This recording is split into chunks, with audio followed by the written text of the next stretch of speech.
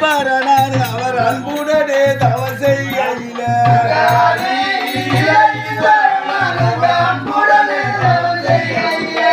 பதினாறு லிங்க வைத்து பரீஸ்வரனா தவ செய்கையில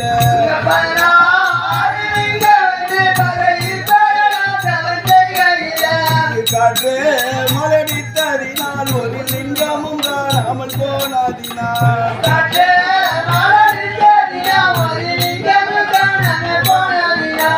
காற்று மலடித்ததினால் ஒரு லிங்கமும் காணாமல் போனதினால்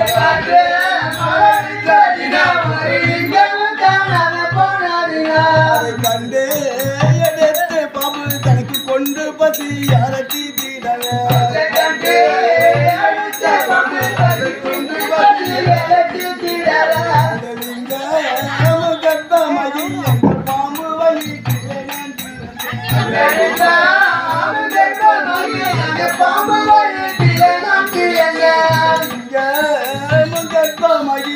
பாம்பு வயிற்றிலே நான் பிறந்தேன்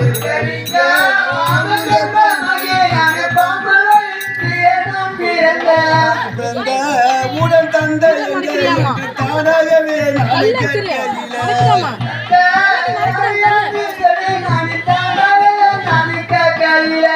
தந்தையார் விரும்பான் என்று தனக்கு தானாகவே பாம்பு சொல்லிடவர்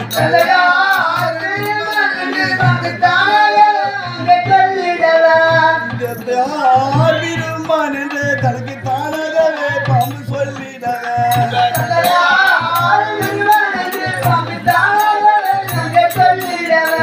தெய்வாலோக போய் சென்று என் தந்தை மடியில வந்து கொண்டேன்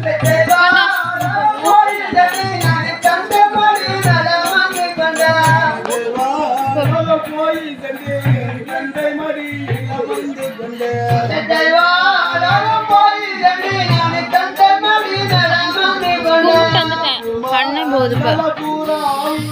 பொன்முடி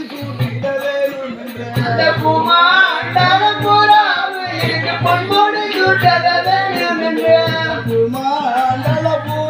அண்ணன் வருஷம் பொன்முடி சூட்டிட வேணும் என்று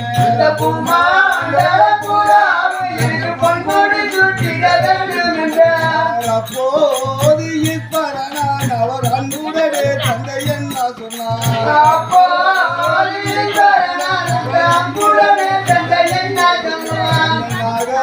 மலை போல மலை எந்த நாலு பக்கம் அழகிற மலை மலை போல மலை எந்த நாலு பக்கம் அழகிற மலை மலை போல மலை எந்த நாலு பக்கம் அழகிற மலை மலை போல மலை எந்த நாலு பக்கம் அழகிற மலை மலையை வனத்து மலையை வனத்து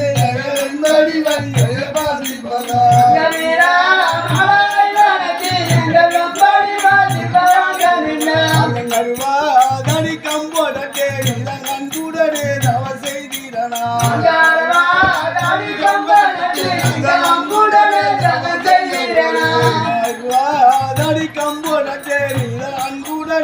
செய்திரனா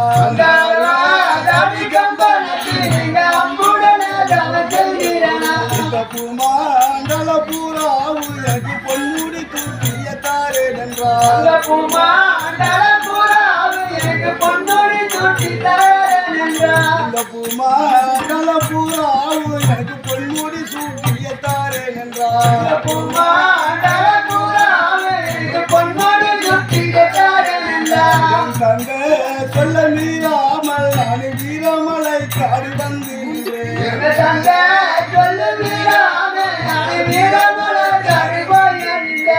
தந்தை சொல்ல மீறாமல் நான் வீரமலை காடி வந்தேன்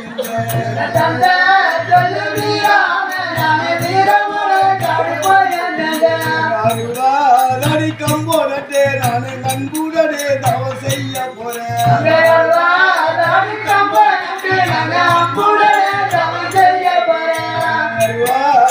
கம்போடே நான் நண்புடனே தவ செய்ய போறேன்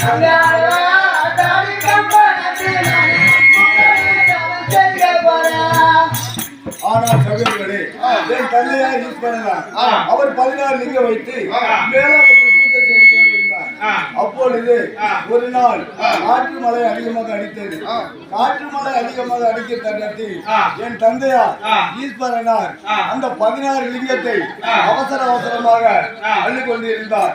அப்பொழுது மேலோகத்திலிருந்து கீழோகத்தில் ஒரு லிங்கம் தவறி கீழே விழுந்து விட்டது.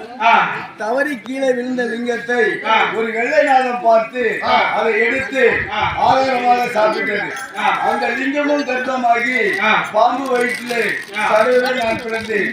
ஆணுருவம் பாதி பெருருவம் பாதி. நான் பிறந்த 5 ஆனவுடனே என் தந்தை யார் எங்கே என்று கேட்டேன். அதற்கு அந்த வெள்ளநாகம் சொன்னது என் தந்தையார் ஈஸ்வரனார் என்று சொன்னது. அப்போது தந்தையே இந்த பூமண்டல பூராவும் பொன்முடி சூட்டி வைக்க வேண்டும் என்று கேட்டேன். என் தந்தையார் ஈஸ்வரனார் தோகமலை பக்க வீரமலை இந்த வீரமலை காடு சென்று வெடி கம்பம் நட்டு 12 ஒரு வருடம்